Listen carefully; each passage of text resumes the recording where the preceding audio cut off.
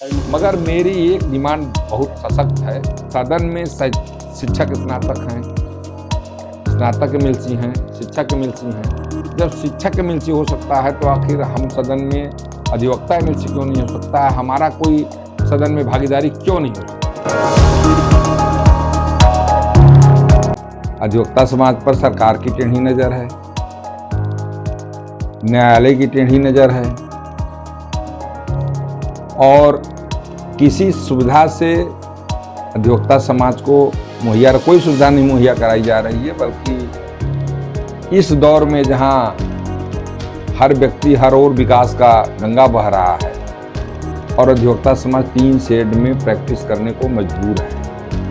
और ये विद्वत समाज है, संविधान और न्याय की रक्षा करने वाला समाज है।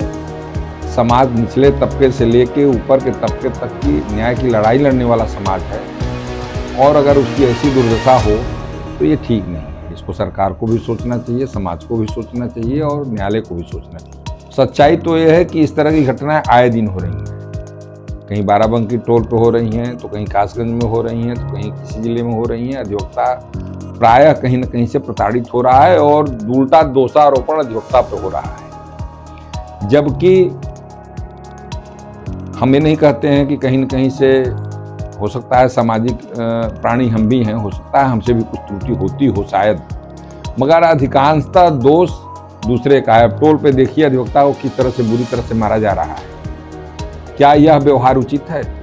वाराणसी में घटना हुई, दरोगा वाली घटना हुई। एक मेरे भाई को बाड़ागांव थाने में बंद करके मारा गया, एक भाई को रथ यात्रा नो एंट्री के कारण मारा गया। तो यह निरंकुश सरकार या निरंकुश प्रशासन कहीं से उचित नहीं है कि इस तरह का व्यवहार वो करें। उनको भी पता है कि न्याय की रक्षा कैसे करनी चाहिए। अगर आपको यही करना था तो फाइन लगा देते, गाड़ी सीज कर देते। मारने का कौन सा अपराध था?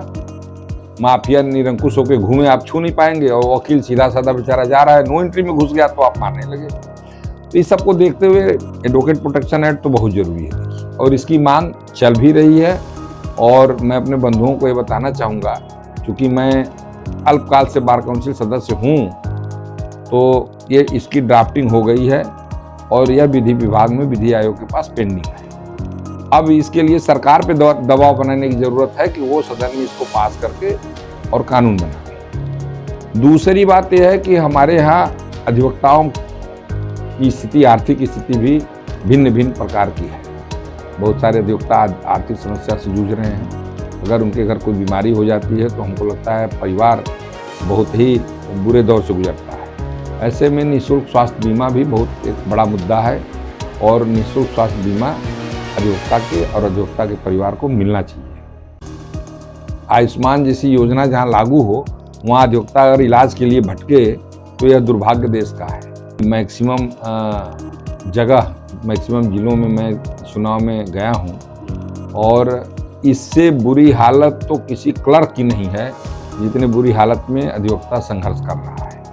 उनको एसी कूलर तक मिला हुआ है। हमारे यहाँ पंखे तक लगाने की सुविधा नहीं है, बिजली तक की सप्लाई की सुविधा नहीं है। उनको यह मुहैया नहीं कराया जा रहा है। और अगर बार एसोसिएशन में कहीं से अधिवक्ता लाइन जोड़ के पंखा कोई चला भी रहा है तो निर्देश आता है कि बिजली का काट दिया जाएगा, नहीं आप कनेक्शन लीजिए। जब कोई इंफ्रास्ट्रक्चर नहीं है तो हम कनेक्शन कहाँ ले लेंगे? पेड़ पर तो लगवा नहीं लेंगे, 3 शेड में रहते हैं। तो इस सब दुर्व्यवस्थाओं से हमारा समाज गुजर रहा है और इसकी लड़ाई लड़नी चाहिए और सरकार को सोचना चाहिए। एक दूसरी सबसे बड़ी बात यह है, बुजुर्ग अधिवक्ता जब प्रैक्टिस करने में अक्षम होता है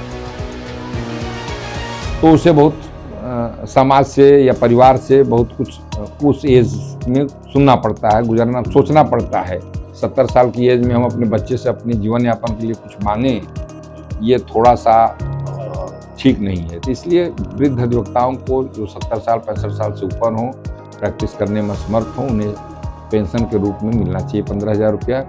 ये मैं ही नहीं, बहुत लोगों की डिमांड है, होना चाहिए। मगर मेरी एक डिमांड बहुत सशक्त है और अलग है कि अधिवक्ता जो है संविधान का रक्षक है, संविधान का रचयिता है, संविधान का पोषक है, न्याय दिलाने का सबसे महत्वपूर्ण कड़ी है, जिसे सरकार भी मानती है, हम भी मानते हैं, आप भी मानते हैं। बगैर उसके कहीं न्याय मिलता नहीं। आज भी अगर सब तरफ से कोई पीड़ित हार जाता है तो अधिवक्ता पे जाता है और अंधविश्वास करता है। ऐसे में सदन में शिक्षक स्नातक हैं, स्नातक एमएलसी हैं, शिक्षक एमएलसी हैं। जब शिक्षक एमएलसी हो सकता है तो आखिर हम सदन में अधिवक्ता एमएलसी क्यों नहीं हो सकता है? हमारा कोई सदन में भागीदारी क्यों नहीं हो सकता है? जो अब तक नहीं है सदन की भागीदारी तो अधिवक्ता को सबसे पहले मिलनी चाहिए, क्योंकि वास्तव में वहाँ कानून का निर्माण होता है और कानून के रक्षक और पोषक तो हम हैं। एकदम यह मेरा सबसे तगड़ा डिमांड है कि सदन में भागीदारी अधिवक्ताओं की सुनिश्चित की जाए। ये सारे मेरे मुख्य बिंदु हैं। और अगर मैं बार काउंसिल में पहुंचा, नहीं भी पहुंचा, तो भी मैं अधिवक्ता बंधुओं के साथ कंधे से कंधा मिला के इस आंदोलन को, इस मांग को आवाज उठाता रहूंगा, संघर्ष करता रहूंगा। धन्यवाद।